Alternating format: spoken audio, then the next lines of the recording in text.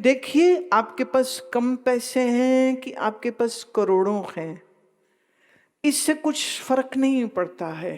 अगर आप चिंता कर रहे हैं तो तुम्हारे में और वो रोड साइड पटड़ी पे सोने वाले बंदे में कोई फर्क नहीं। तुम एयर कंडीशन रूम में पलटियां मार रहे हो और शायद वो जो झोपड़पट्टी में सो रहा है दिन भर, जिसने पत्थर कूटे हैं, वो इतना थक गया है कि वो तो सो गया है। तो इसे तो फिर वही अच्छा है। करोड़ों अरबों कमा लिए और उसके बाद असंयम रहा। असंयम समझते हो? खूब खाते रहना, खूब खाते रहना। और जब पैसे होते हैं और मज़ा और सुख खाने से आता है तो आदमी कभी ये खाता है, कभी वो खाता है, कभी घर का खाता है, कभी बाहर का खाता है, अभी इस रेस्टोरेंट, अभी उस रेस्टोरेंट, फिर फलानी जगह, फिर यहाँ। फिर जब पूरे शहर के रेस्टोरेंट भुगत जाते हैं फिर कहते हैं अच्छा चलो अपना जयपुर चलते हैं, थोड़ा अब वहाँ का स्वाद लेते। जयपुर निपट जाता है तो फिर उदयपुर दिखता है, फिर बॉम्बे दिखता है, फिर शिमला दिखता है, फिर मनाली दिखता है। फिर जब अपना देश निपट जाता है तो फिर यूरोप दिखता है, ऑस्ट्रेलिया दिखता है। बोले अब कहाँ गए? बोले अब हम वहाँ गए। बोले यहाँ क्या पिज़्ज़ा खाते हो, रोटी बनाते? असली पिज़्ज़ा हमने वहाँ खाया। कहाँ? फ्लोरेंस में।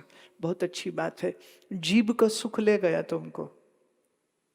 भोजन के लिए, इंद्रिय के भोजन के लिए जब आप हमेशा लगे रहेंगे, और अगर आपको किसी ने सिखाया नहीं, किसी ने बताया नहीं आपको कि अपने ही अंदर इसी मन की गहराई में आनंद का समंदर है, और उस आनंद के समंदर में जिसका गोता लग जाता है उसके मन को आनंद भी है, चैन भी है। और जब हम अपने मन में सुखी होते हैं, भजन के शुद्ध सुख से सुखी होते हैं, तो फिर किसने क्या खाया, क्या पहना, किसके क्या पास कितने पैसे के कितने कम, तुम्हारी नजर फिर उस चीज पर जाती कहाँ है?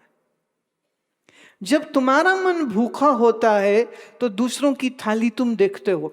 अच्छा एक बात बताओ, कभी ऐसा हुआ कि तुम रोड में कहीं जा रहे हो और भूख लगी और आप किसी ढाबे पे रुक गए, आपसे पहले वहां बहुत लोग खाना खा रहे हैं, आपने अपने खाने का ऑर्डर दे दिया है, आपको बड़ी भूख लगी है, आपका खाना अभी आया नहीं, तो आपकी आंखें कहाँ होती हैं? हाँ?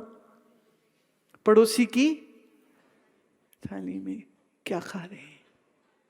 क्या खा रहे हैं? देखो क्या खा रहे हैं, अच्छा ही लग रहा है सामान, यही चीज सब खा रहे हैं। अरे सुनते हो, ये मंगवाओ, ये क्या है?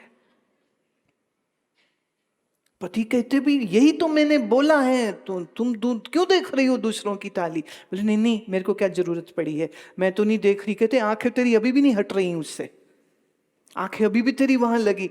जब मन में भूख होती है, जब उपवास किया हो, तो उस दिन जितना खाना याद आता है वो आगे पीछे कहाँ आता है? आता है क्या?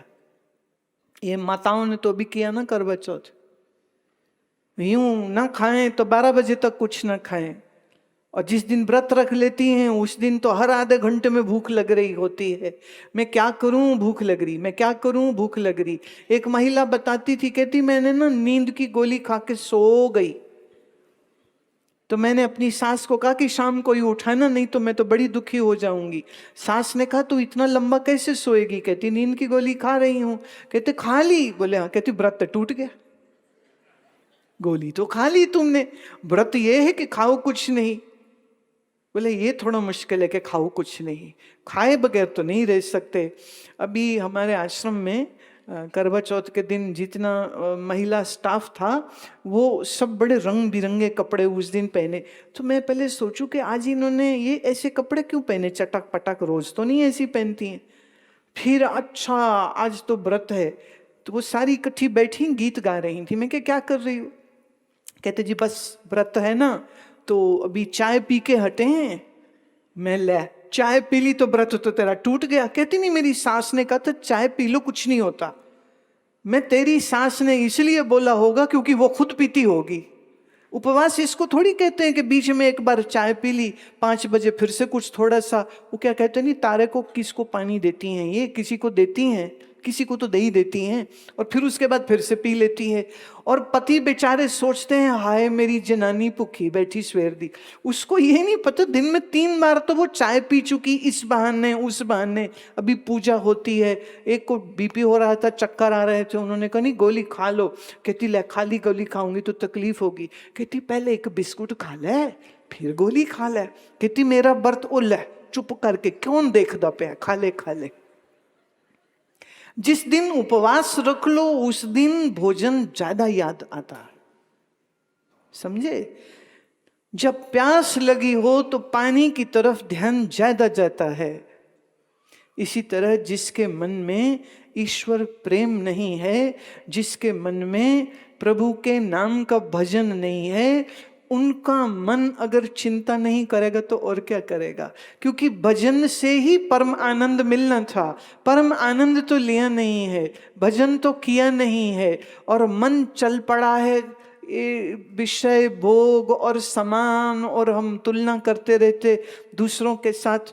तो उससे आपके चित्त में क्लेश का जन्म होता है, और इस क्लेश से अगर मुक्ति चाहते हैं तो फिर भजन भजन चाहिए। तो भोजन नहीं, मन को भजन देने की आवश्यकता है।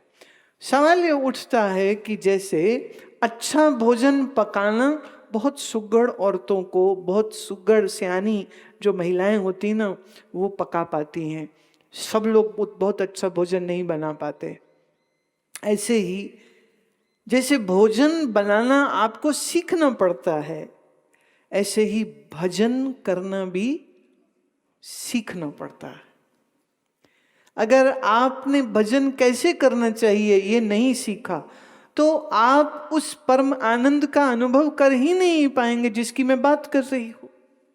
अब लोग हैं वो घर में सुबह थोड़ा वो आरती धूप दीप कर दिया और उसके बाद कुछ ना कुछ पाठ करते हैं, तो पाठ भी इतनी फ्रंटियर स्पीड से करते, जय हनुमान ज्ञान गुण सागर, जय कपि, चाय रख देना पाठ खत्म होने वाला है।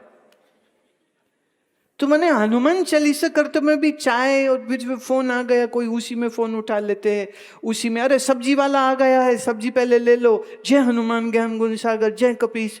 अरे भाई ऐसे कैसे।